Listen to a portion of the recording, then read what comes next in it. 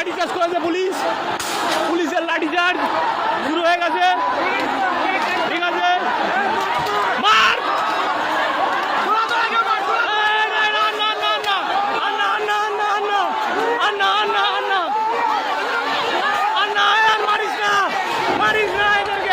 চারিদিকে শুধু সমর্থক আর সমর্থক, যেদিকে যাবো সেদিকে কংগ্রেসের সমর্থক।